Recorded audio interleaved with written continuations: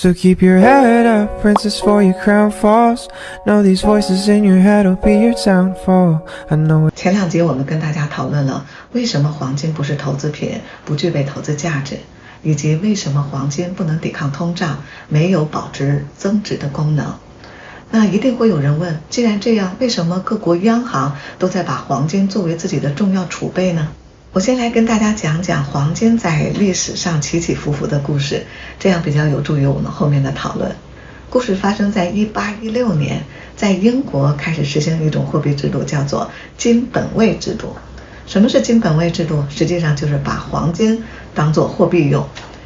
那大家都知道，那个时候是日不落帝国啊，英国开始一系列的海上霸权，于是就把这个金本位制度带到了全世界各国地。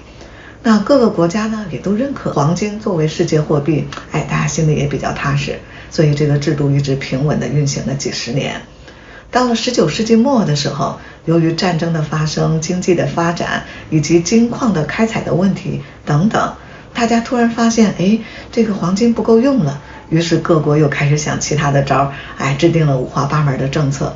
那这个时候，金本位制度就受到了挑战。到了二战以后，大家都知道美国是二战最大的受益者，那美国当时就拥有了全世界2/3的黄金储备但是其他国家的状况就不是很好除了经济萧条、货币贬值发生了各种七七八八的事情。那尤其是大家战后要开始发展经济，要进行贸易往来，这个时候大家发现了一个问题，每个国家都不相信各个国家的货币，大家都担心一旦我把东西卖给你了，我拿到你家的货币，结果最后贬值了怎么办？所以全世界各个国家的首领就开始坐在一起讨论这件事情。那英国呢，有一个非常聪明的经济学家叫做凯恩斯，他说我发明了一个世界货币，但是呢，我英国要占这个货币发行权的35%以上。那这直接就挑战了美国老大的地位所以尤其当时有一个是美国的国务卿，还是个助理，叫怀特，他就制定了一个怀特计划。于是呢，美元跟黄金从此挂钩整个这个会议呢，因为是在美国的布伦顿森林这个开的，所以这个又叫做布伦顿森林体系。那布伦顿森林体系实际上主要就确定了2件事。第一件事实际上就确定了黄金与美元挂钩，其他的国家的货币与美元绑定，成为一个固定汇率制度。那第二个就是美国承诺我35美元就可以换1盎司的黄金给到你，所以就这2件事情，从此美元的霸权地位就形成了。经过了几十年的发展，这个制度其实对美国是非常有利的，但是美国出于自身利益的考虑，1971年8月，尼克松总统突然就宣布美元与黄金脱钩，也就是说，美国不再履行35美元兑换1盎司黄金的这样的一个承诺那布伦顿森林体系就这样彻底的瓦解了。八卦一下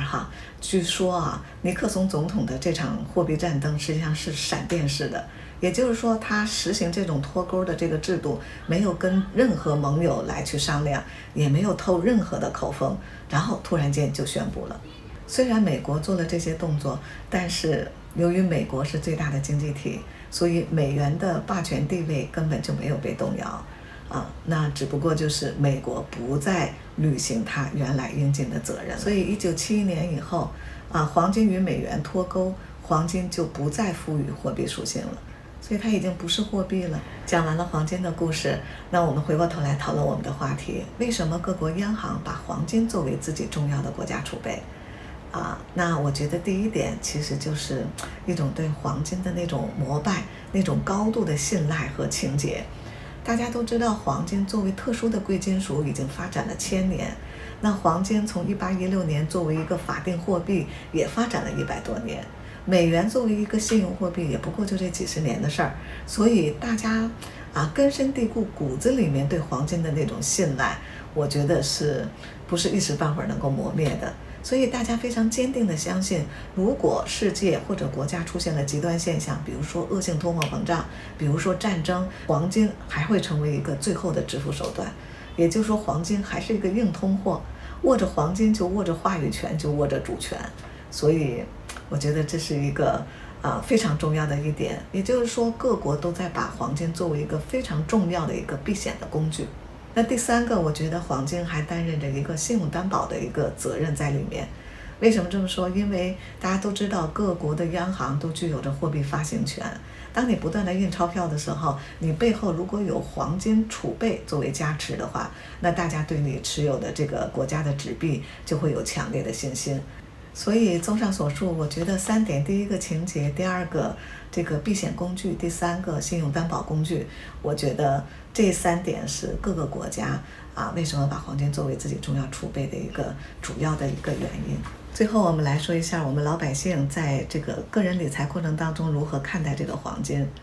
我们跟各级的央行还是有很大的不同，毕竟我们没有货币发行权，我们不需要黄金给我们做加持。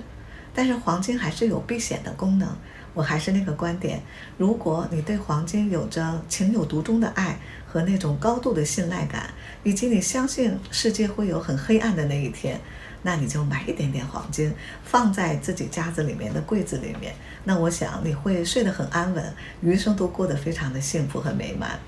否则的话，普通的投资者或者是投机者，我觉得不碰黄金为好。当然这只是我个人一点的愚见不代表操作意见。谢谢您的收听。